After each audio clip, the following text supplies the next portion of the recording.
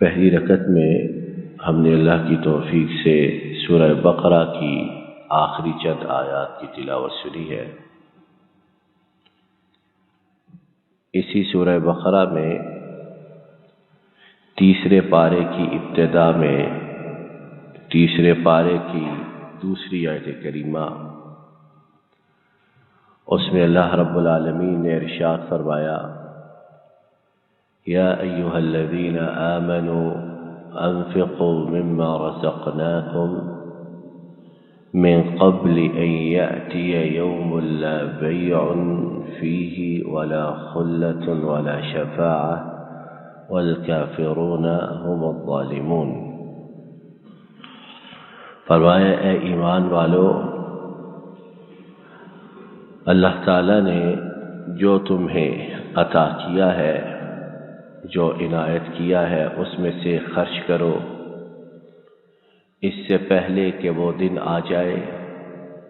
جس میں کوئی خرید و فروخت نہیں، جس میں کوئی دوستی نہیں، جس میں کوئی شفاعت نہیں، اور کافر ہی ظلم کرنے والے، کافر ہی ظالم ہے۔ یہ مختصر سی آیت کریمہ اپنے اندر بہت سے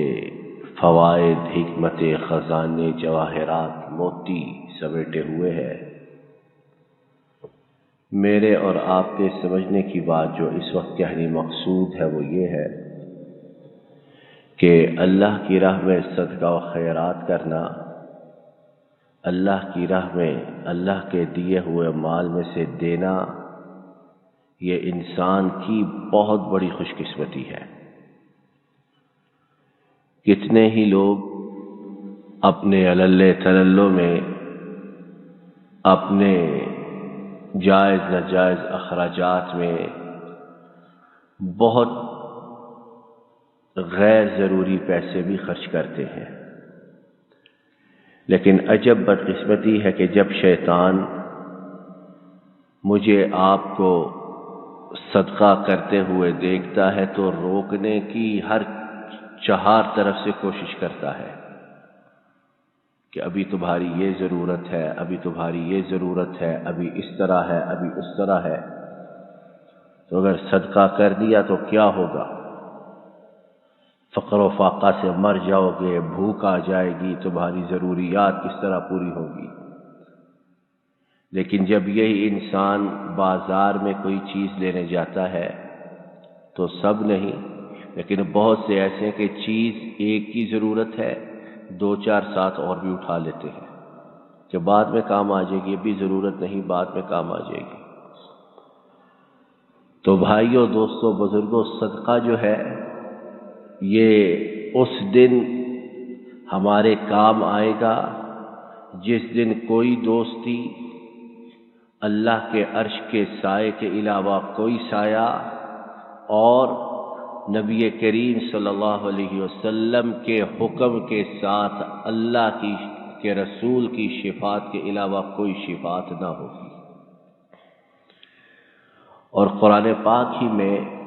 سورہ المنافقون کے آخر میں اللہ تعالیٰ نے کیسی عجیب بات ارشاد فرمائی کہ جو برے لوگ ہیں وہ قیامت کے دن کیا اللہ تعالیٰ سے آرزو تمنا کریں گے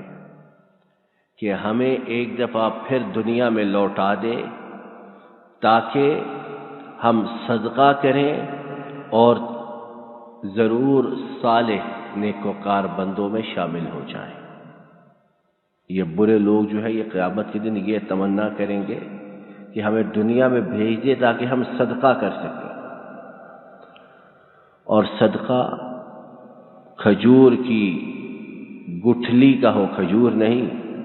اس کی گٹھلی کا ہو،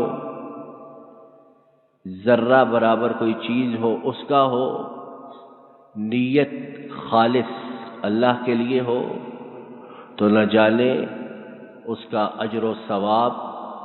پہاڑوں سے بڑھ کر اللہ تعالیٰ اپنی شان کے مطابق عطا فرماتے ہیں۔ امام طبرانی نے حضرت عقبہ بن عامر رضی اللہ عنہ سے ایک حدیث پاک روایت کی ہے کہ نبی کریم صلی اللہ علیہ وسلم نے ارشاد فرمایا، صدقہ جو ہے وہ اپنے کرنے والے کو قبر کی گرمی سے اللہ کے فضل و کرم سے محفوظ رکھے گا۔ چھوٹی بات ہے، سب نے جانا ہے قبر میں، اور کچھ پتہ نہیں آج جانا ہے، کل جانا ہے، 5 سال بعد، 10 سال بعد، 20 سال بعد، لیکن جانا ہی جانا ہے۔ اس سے کوئی راہ فرار حاصل نہیں۔ اور ابھی گرمی کا موسم گزرا ہے، گرمی کرتے ہیں، کیا کچھ لگاتے اور کس طرح اپنے سے گرمی کو دور کرنے کی ہم کوشش کرتے ہیں،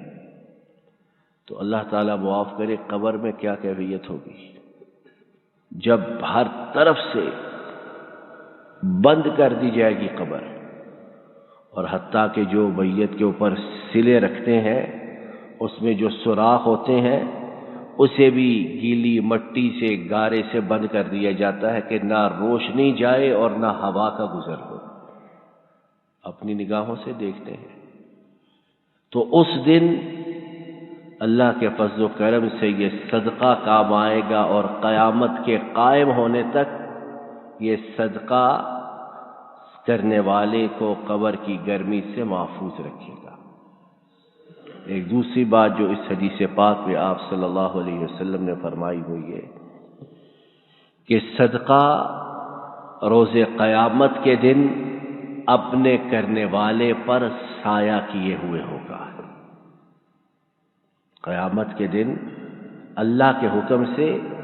صدقہ اپنے کرنے والے پر سایہ کرے گا، اور اس دن کی گرمی ایسی گرمی کہ نہ سنی گئی، نہ سنائی گئی، نہ دیکھی گئی، نہ دکھائی گئی پہلے۔ عجیب کیفیت، حتیٰ کہ اس دن کی گرمی اور شدت ایسی کہ مرد اور عورتیں برہنہ کپڑوں کے بغیر ہوں گے، لیکن اس دن کی خوفناکی کا، ہولناکی کا عالم یہ ہوگا کہ کسی کو کسی کی طرف دیکھنے کی فرصت ہی نہ ہوگی۔ ایسا دن، اس دن جو اپنے صدقہ کے سائے تلے اللہ کی توفیق سے جگہ پالے وہ کتنا خوش قسمت ہوگا۔ اور صدقہ جیسا کہ کتنی دفعہ سنا بلاؤں کو ٹالتا، مصیبتوں کو اللہ کے فضل و کرم سے دور کرتا، اور گناہوں کی معافی کا سبب بنتا ہے۔ ہم پتہ نہیں ایک دن میں کتنے گناہ کرتے ہیں، دسیوں یا سینکڑوں یا ہزاروں، تو ساتھ ساتھ صدقہ کرنے کی عادت ڈالیں، گناہ دھلتے جائیں، نیکیوں میں اضافہ ہوتا جائے، اور اللہ اپنے فضل و کرم سے ہمیں بیماریوں سے، آفتوں سے، بلاؤں سے محفوظ رکھے۔ ہاں، یہ بات ضروری ہے کہ صدقہ و خیرات کرتے وقت انسان غور کر لے، تحقیق کر لے کہ جنہیں دے رہا ہے وہ ٹھیک لوگ بھی ہیں کہ پیشہ ور ہیں۔ ایسے تو نہیں جنہوں نے مانگنا پیشہ ہی بنا رکھا ہے۔ اب تو یہ بھی ایک پیشہ بن گیا ہے۔ ادھر سڑک پر نکلے تو انسان اطمینان سے گاڑی میں بیٹھتا نہیں کہ 2-4 مانگنے کے لیے آ جاتے ہیں۔ ادھر مرکز میں جائیں تو گاڑی سے اترتا نہیں، سواری سے اترتا نہیں کہ مانگنے والے گھیر لیتے ہیں۔ تو بہت پیشہ وری ہے، پروفیشن ہی بن گیا ہے۔ تو ایسے وقت میں اگر انسان ڈھونڈ کر مستحق لوگوں کو صدقہ و خیرات دے تو اللہ تعالیٰ سے امید رکھتے ہیں کہ اس کا اجر و ثواب اور زیادہ ہے کہ انسان نے ڈھونڈنے کی کوشش کی ہے، جستجو کی ہے، تحقیق کی ہے۔ اس کے بعد اگر غلطی ہو جائے، انسان کوشش کے بعد بھی مستحق کو نہ پہنچا سکے، کوئی پیشہ ور لے اڑے، تو انشاءاللہ اللہ کی رحمت سے امید ہے کہ اللہ معاف کرنے والا ہے کہ انسان نے اپنی محنت تو کی ہے۔ تو مجھے آپ کو اپنی زندگی میں اس عظیم نیکی کو ضرور لانا چاہیے، اور کوشش کریں کہ اللہ کے فضل و کرم سے ہر روز کچھ نہ کچھ،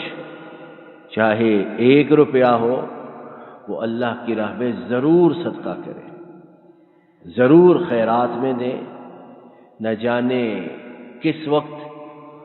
اللہ کے فضل و کرم سے ہماری نیت کا اخلاص کام آ جائے، اور ہمارا رب نہ صرف ہمیں معاف کر دے بلکہ صدقہ و خیرات کے جتنے بھی فوائد ہیں دنیا میں بھی آخرت میں بھی، وہ ہمارا رب ہمیں عطا فرما دے۔ اللہ تعالیٰ اپنے فضل و کرم سے ہمیں مرتے دم تک اس بات کی توفیق عطا فرمائے۔ اللہ تعالیٰ ہمارے گناہوں کو معاف فرمائے، ہماری بیماریوں پریشانیوں کو دور فرمائے، آنے والے مصائب سے، آنے والی مشکلات سے ہماری حفاظت فرمائے۔ جن آفات میں، بیماریوں میں، مشکلات میں ہم مبتلا ہیں، اپنے فضل و کرم سے انہیں مکمل طور پر ہم سے دور فرمائے۔ ربنا ظلمنا انفسنا وان لم تغفر لنا وترحمنا لنكونن من الخاسرين۔ ربنا آتنا في الدنيا حسنة وفي الآخرة حسنة